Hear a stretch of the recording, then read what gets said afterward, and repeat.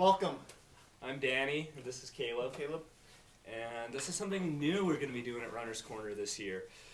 We figure we have a lot to talk about. There's a reason we're in this business right now, and really it's because we're passionate about it. And we want this to be a venue in which we can kind of communicate with you and kind of share some of the information that we get daily here at Runner's Corner. Yep. You know, we've been meeting with reps all week, figuring out what's going to be happening in the next 6 months. We get to see all the new product that a lot of people may just not be aware of, and just kind of talk about, you know, what makes us like running so much. So that's what we hope this to be. Yep. Both Danny and I are semi-accomplished runners. Danny more so than myself. We both Very semi. yeah. We both by accomplished I mean we've run a lot, but maybe not as fast as the pros, you know. Mm-hmm. But both of us really love running. We love the science behind running. We love the physiology, the biomechanics behind it. Danny's doing a master's right now in exercise physiology. Yeah. My minor was in PE, coaching and exercise science. We're both barefoot running advocates, but still promote good running shoes as well. And yeah, we love it. We're glad to be here. We want to promote a cool product that we have at our store. As you can see, it's blinking on the front, blinking on the back. It's got a rechargeable USB battery kit right here. There it is. I was looking for that. You can stream it, you can blink it, and then you take these pieces out and you put these little rubber caps on it, and then you wash it in the washer. But yeah, this recharges through your computer. It's hidden in the pocket. Yep. And it's also got all this reflective stripping, which is really cool. Great visibility jacket, especially with it. This time of year, it seems like we've got 18 hours of dark and 6 hours of daylight. So visibility jackets are really important right now, and there are a lot of cool options. Yep. A lot of cool options. In fact, I'm just going to get into it right Yeah, now. go for it. Yesterday, New Balance. Greg, our New Balance rep, came by, and he showed us some really cool stuff that's going to be going on in New Balance in the fall season. They actually have this entire glow-in-the-dark line. They have a jacket, then it's got the full 360 degrees reflectivity going on, but it's also got like all these glow-in-the-dark strips. And I was talking to Tris last night, guy that works at our store as well. And he was saying that you put it under the light for just like a couple minutes. Yeah, I think they said 10 minutes. Oh, okay. Yeah, 10 minutes, and they're not giving a specific time of how long it's going to glow. Okay. But they say the charge should last anyone's long run. Greg was estimating that it's going to be like 2 hours. Wow. So, you know, even the people, you know, you're going to have to charge it.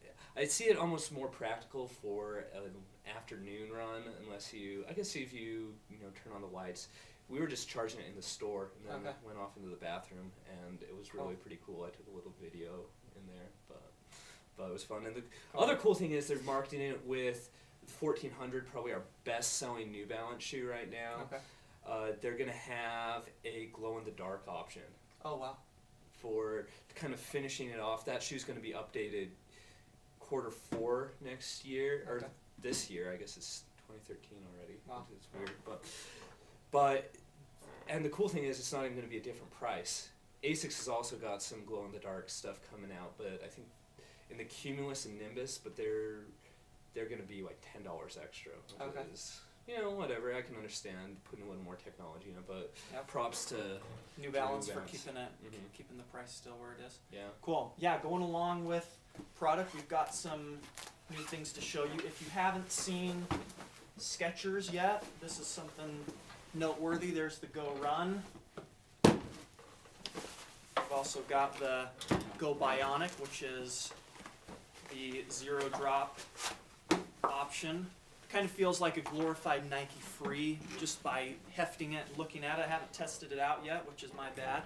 But a lot of people look at Skechers and they think, okay, can I really take this shoe seriously? I've put about 70 miles on my Go Run and really like it. And the something noteworthy is Meb Keflezighi for the United States. He won the U.S. Olympic trials last year and then took 4th in the Olympics. That's what one of his training shoes. And not only that, one of the things that's interesting to note is that he has ran his PR in the shoe. Okay.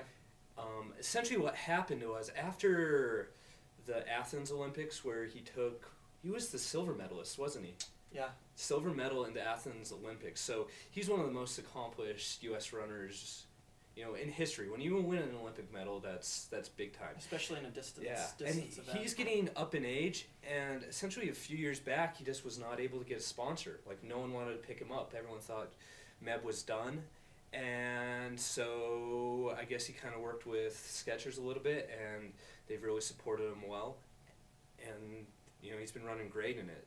And we've been kind of deliberating for about a year whether or not to bring it in. It's pretty in tune with our philosophy, so we like it. And then this response of our staff trying it out. I know Tristram here really likes it.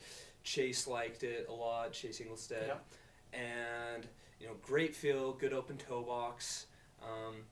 It feels a little weird when you're walking in it, and I think that's because it's not really meant for walking. It's meant for running, and I think it's got a good pad on the bottom. It's got these pressure points that kind of help with landing in the right spot and making sure that when you do land in the right spot, it feels good.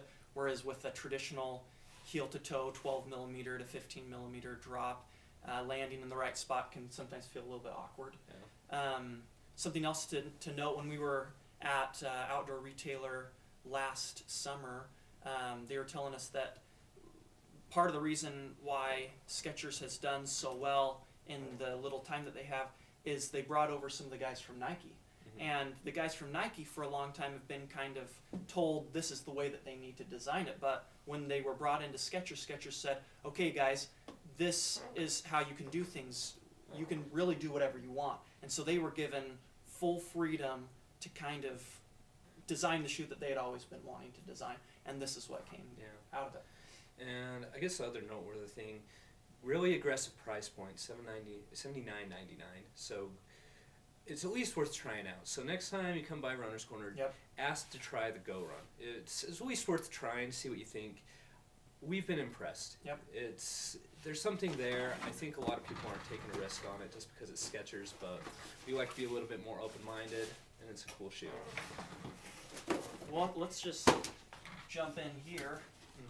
We have a new potential competitor, and as much as we love Ultra, I think it is Ultra's philosophy has really taken off, and we've got a competitor here. This is the Pure Drift by Brooks, 4 millimeter drop with the insert in, 0 drop shoe. Without it kind of reminds me of like an MT-00 or an MT-10, but it is a 0 drop, really flexible shoe, really lightweight. I think in a men's 11.5, it's like 7 ounces, which is actually lighter than the 1400. In an 11.5. Open toe box, kind of like the Ultra, not quite as wide as the Ultra, but definitely wider than anything Brooks has done before. I've put probably over 50 miles on it in the last week and a half, and really liked it. Have had a little bit of pain on the outside of the foot that I haven't had